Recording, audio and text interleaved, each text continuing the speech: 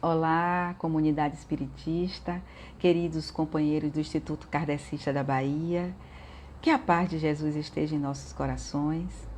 Aqui estamos a convite desse departamento doutrinário, na pessoa do nosso irmão querido Edivaldo César, para que possamos fazer uma breve reflexão do capítulo 153 do livro Pão Nosso, intitulado Não Tropecemos. O livro Pão Nosso é psicografia de Chico Xavier, ditado pelo Espírito Emmanuel.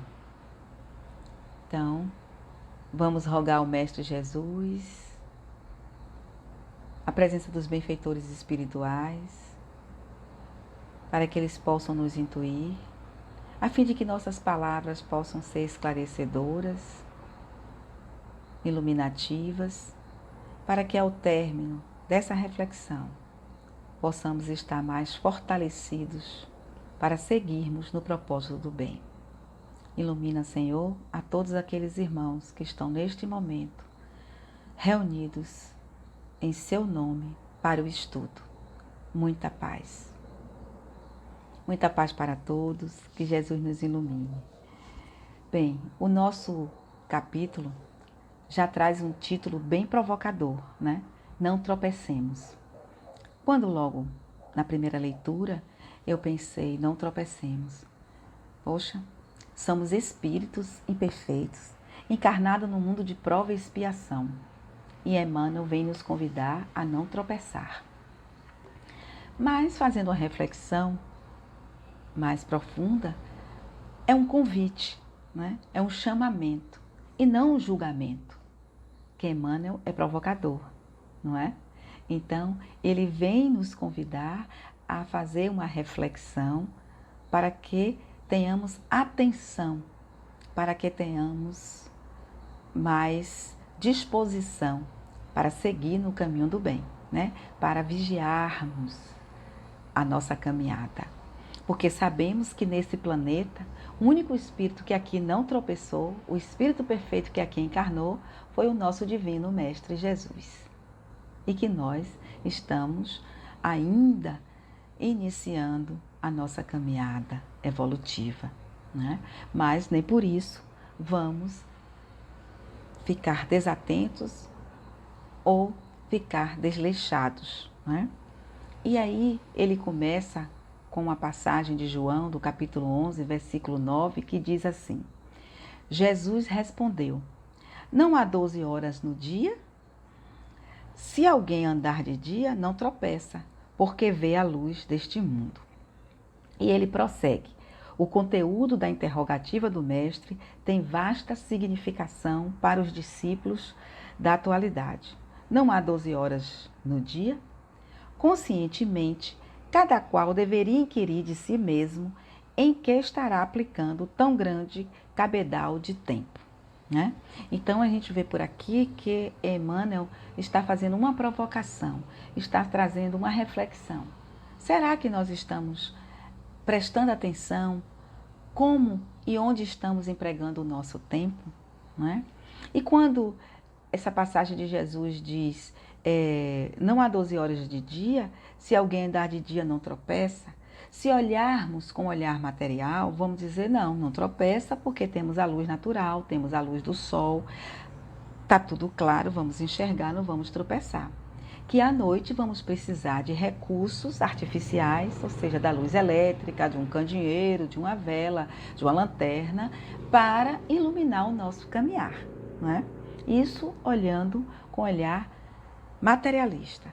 Mas se nós olharmos com olhar de espírito, na verdade, né, na minha compreensão, Jesus está convidando que nós possamos caminhar às 12 horas do dia iluminado pelo Evangelho, pelos ensinamentos que ele nos trouxe, pautado no bem, pautado nos ensinamentos do Evangelho, não é?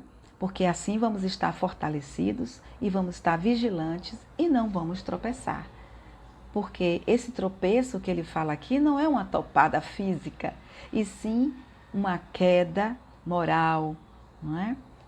Uma queda espiritual, nos deixar ser envolvido pelos dissabores do dia a dia e entrarmos em situações de cólera, de discussão, de mágoa, de ódio, de vingança.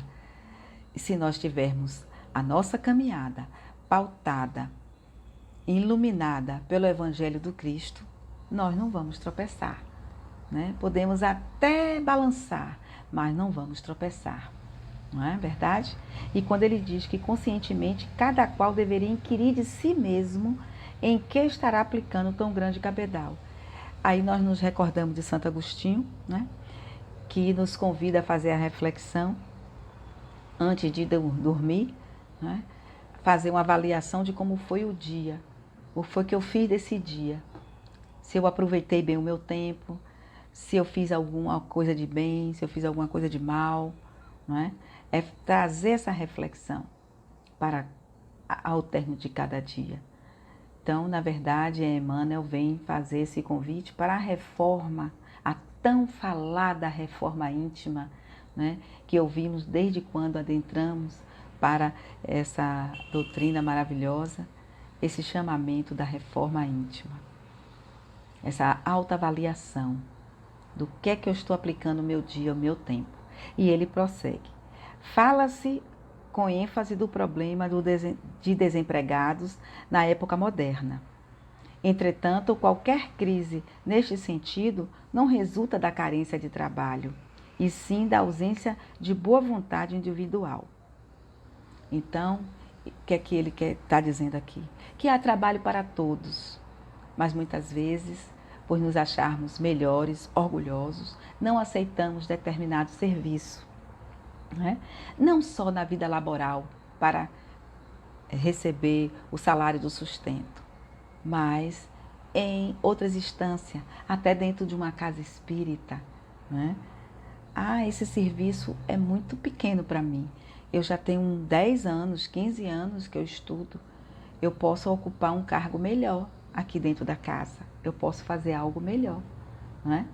E ele prossegue dizendo aqui: um inquérito minucioso neste particular revelaria a realidade.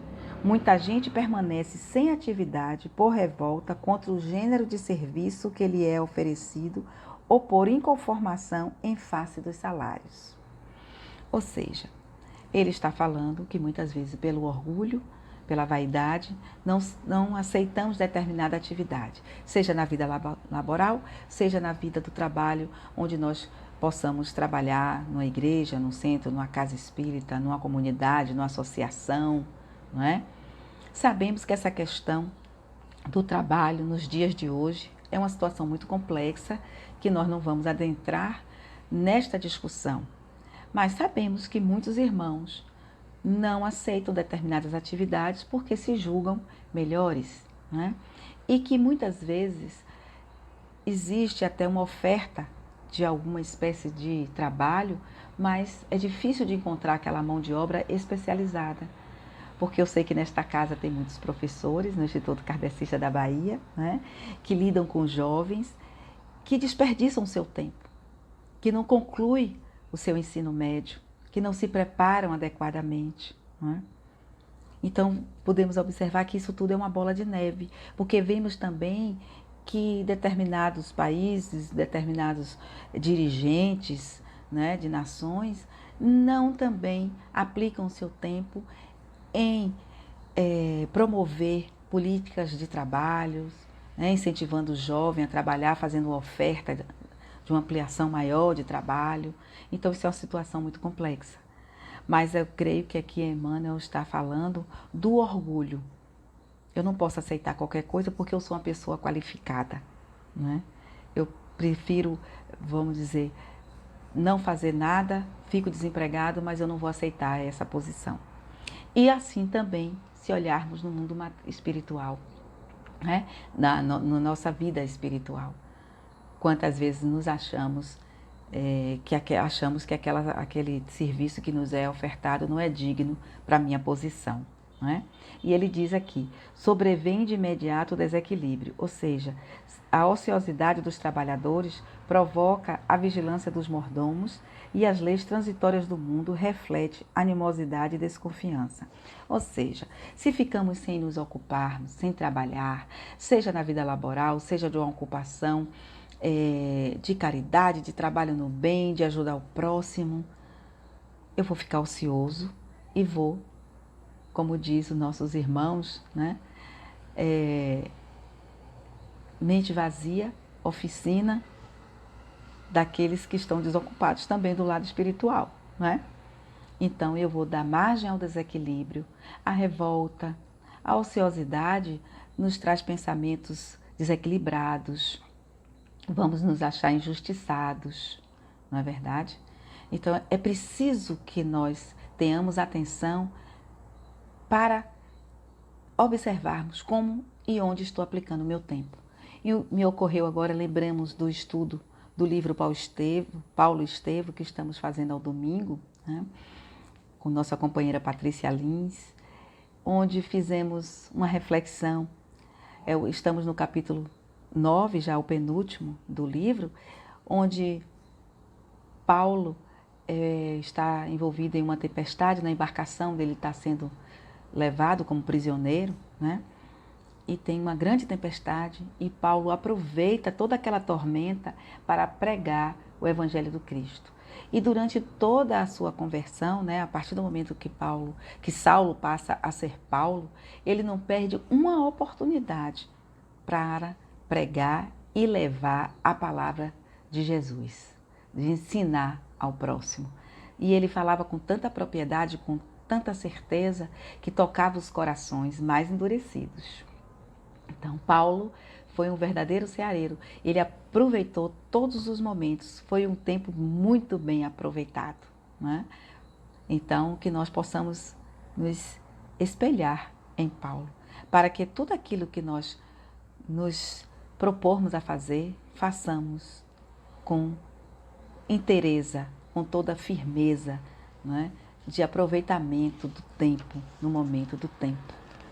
E aqui Emmanuel fala, né, que a ociosidade de trabalhadores provoca a vigilância dos mordomos e as leis transitórias do mundo refletem animosidade e desconfiança. Ou seja, vamos dar margem a brotar em nós os sentimentos inferiores, né?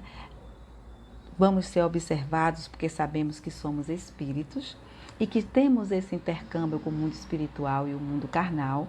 Somos observados e vamos ser influenciados, não é? Porque nós estamos passando por uma grande tempestade, assim como Paulo passou nessa embarcação. E o que é que nós estamos fazendo com esse tempo, não é? Teve uma provocação também do nosso curso, que foi porque Emmanuel fala no livro, Paulo Estevo, ele diz que naquela grande embarcação com a tempestade, as pessoas se ajudavam, né? Porque estavam na mesma embarcação. Nós estamos vivendo agora uma grande tempestade, né, irmãos? Uma grande tormenta com essa pandemia.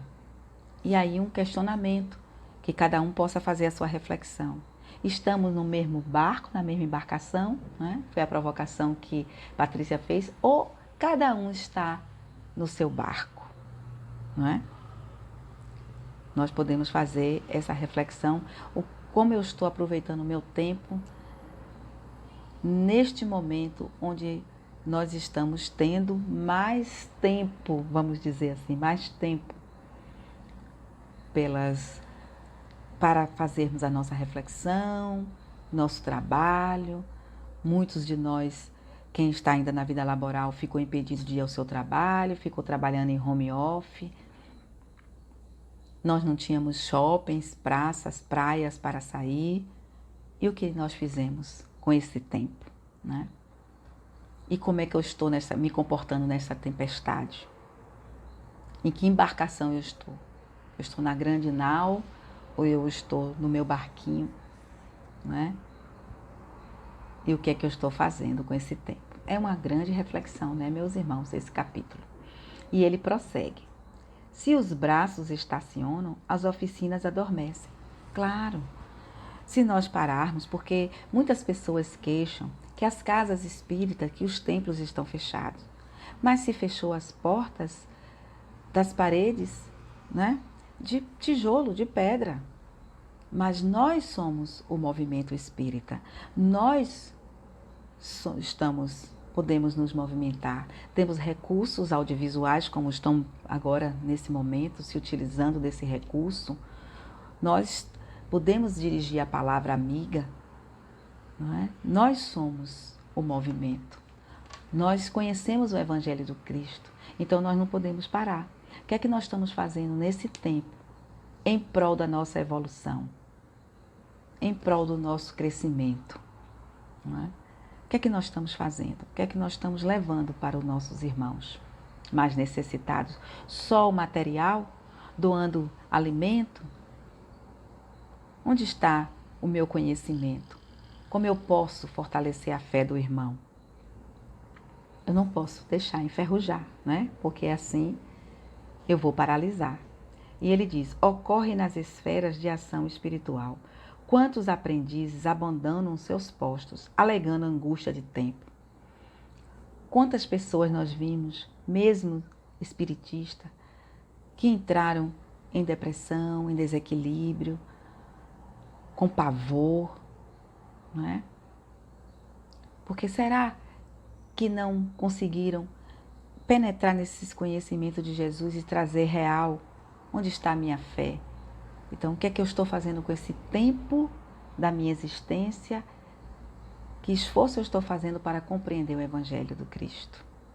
Não é verdade? Quantos não se transferem para a zona da preguiça porque aconteceu isso ou aquilo em pleno desacordo com os princípios superiores que abraça? Então, quantos não disseram assim, eu estou longe da casa, eu não estou frequentando tal templo, e eu estou passando por muita dificuldade, de desequilíbrio, eu não sei se eu vou poder mais retornar, não sei o que é que vai ser da minha vida, né? Ouvimos muito isso. Aconteceu alguma coisa, eu não vou mais, não vou fazer. Alguns a gente convida para os estudos online, eu não tenho tempo, né?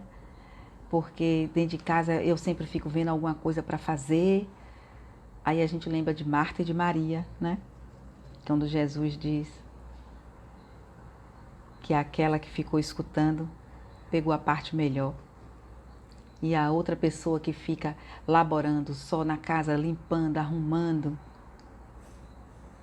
É preciso sim, mas é preciso dividir o tempo, não é? E ele diz aqui, e por bagatelas, grande número de servidores vigorosos procuram a retaguarda cheia de sombras. Quantas vezes desistimos de enfrentar algum trabalho na nossa casa, de assumir um compromisso, uma responsabilidade, porque achamos que não somos capazes, ou que isso vai nos exigir muito tempo, vai nos exigir esforço. Ah, fica para a próxima, eu não tenho condição não, fulano é mais capaz do que eu, não é assim? E ele diz, mas aquele que conserva a acuidade auditiva ainda escuta com proveito a palavra do Senhor. Não há 12 horas no dia? Se alguém andar de dia, não tropeça. Então a gente vem aqui reafirmar que o convite de Emmanuel é a vigilância, é vivenciar o Evangelho do Cristo, é colocar o Evangelho para iluminar a nossa caminhada e pensarmos o que Jesus diz a respeito dessa situação. Alguém me ofendeu ou alguém quer me colocar em uma situação difícil. O que faria Jesus? Qual é o ensinamento? Recorre ao Evangelho, porque lá está as orientações da tolerância, do amor, do perdão, não é? Para que a gente não tropece no dia a dia, para que a gente não tropece. Ele diz, não tropece à noite, mas se nós estivermos firmes durante o dia, à noite nós vamos nos colocar à disposição para trabalhar na seara de Jesus. Vamos ter o acompanhamento dos benfeitores espirituais, vamos ter o merecimento de estarmos sendo acolhidos durante o sono para trabalhar na seara do Cristo. Não vamos tropeçar, não vamos ao descanso do corpo físico, nós, espírito, não vamos para lugar desagradável, e sim ter a companhia dos seareiros de Jesus. Não é verdade, meus irmãos? Então, esse é o convite para a reflexão. Não tropecemos. Não vamos tropeçar porque vamos seguir firmes, iluminados pelo Evangelho de Jesus. Que Jesus nos abençoe e que tenhamos sempre a disposição de estar colocando os seus ensinamentos no nosso caminhar de dia, para que possamos ter as noites iluminadas. Que a paz de Jesus envolva todos nós e que tenhamos um dia de paz. Deus nos abençoe.